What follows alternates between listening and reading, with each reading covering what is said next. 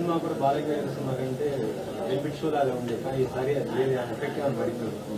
లేదండి. యాక్చువల్లీ నాకు నైజం తెలంగాణలో ఎర్లీ షో పడకపోవడం కూడా ఏం అడ్వాంటేజ్ అయింది.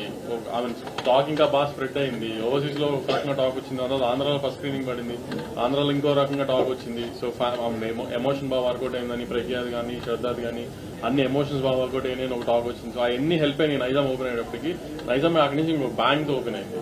సో షో మేమేం మిస్ అవ్వలేదు అలా.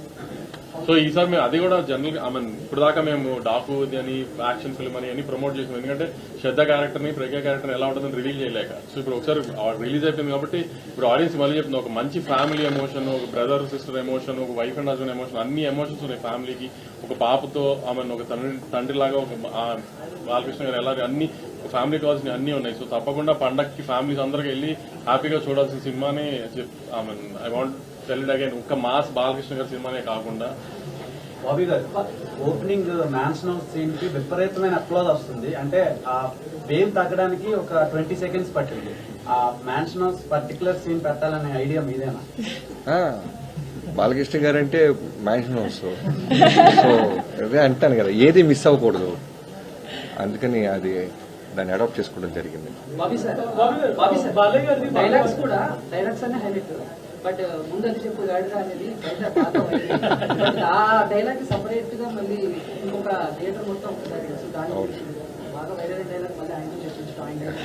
అదే అది చెప్పాను కదండి, ముందు మేము ఫ్యాన్స్ దృష్టిలో పెట్టుకున్నాం. ఎక్కడ కూడా సెటిల్డ్గా వెళ్తున్న కథలో ఎక్కడ ఆడియన్స్ చాలా క్లాస్ టచ్ ఇస్తున్నాడని ఫీల్ రాకూడదు. అంటే అక్కడక్కడ చిన్న అలాంటి పంచెస్ ఏదో ఒక థియేటర్ వైబ్ అవటానికి ఏది వదలకూడదని ఒక థాట్తో స్టార్ట్ చేసాం. సో కుదిరినప్పుడల్లా మ్యాక్సిమం వేస్తానే ఉన్నాం పంచెస్. బాలయ్య సినిమాలు ఈ మధ్యన నేషనల్ రీచ్ ఉన్న కంటెంట్ వస్తుంది, బట్ ఆయన తెలుగుకి ఎందుకు పరిమితం చేస్తున్నారు? అది బాలయ్య గారిని అడగాలండి. ఈ రోజు ఫ్యాన్స్ అంటే సినిమా చూసి వచ్చిన ఆడియన్స్ ఇంటరాక్ట్ అయిన తర్వాత వచ్చిన కామన్ పాయింట్ ఏంటంటే ఒక బాలకృష్ణ అభిమాని సినిమా తీస్తే ఎలా ఉంటుందో నాకు చేసి చూపించేవాడు.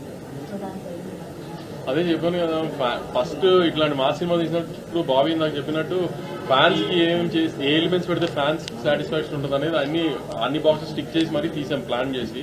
అవన్నీ వాళ్ళకి తగిలి వాళ్ళు అంత హ్యాపీ ఫీల్ అయ్యారు. So we are also very happy that we could satisfy dum.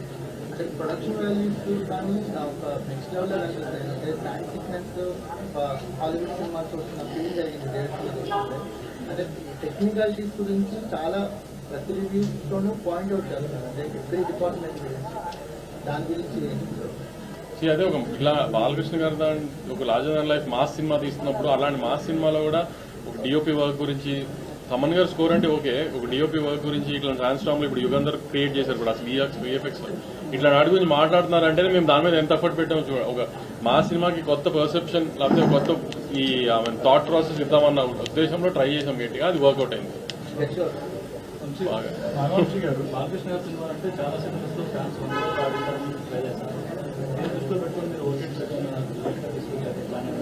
దానికి దీనికి సంబంధం లేదండి. ఓటీటీలో వచ్చినా ఆడే చోట ఆడుతున్నాయి.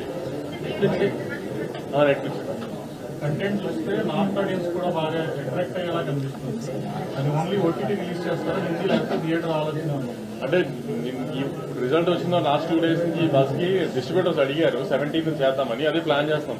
సెన్సార్ ఫార్మాలిటీస్ అన్ని టైం అవ్వకూడదు, 17th ఇచ్చేద్దాం తమిళ హిందీ. మీరు హిట్ అయితే పార్ట్ 2 లాగా చేశారు. దీనికి యాక్చువల్లీ సీక్వెల్ కాదు, ప్రీక్వెల్ ప్లాన్ చేస్తున్నాం. ఆ హార్స్ మీద హెడ్లెస్ ఉంది కదా, అదొక హీరోని చేసి దాన్ని ప్రీక్వెల్ చేద్దామని ట్రై చేస్తున్నాం.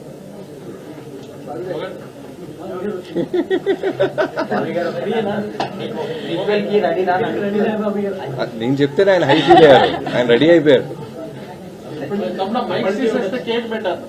ఆహా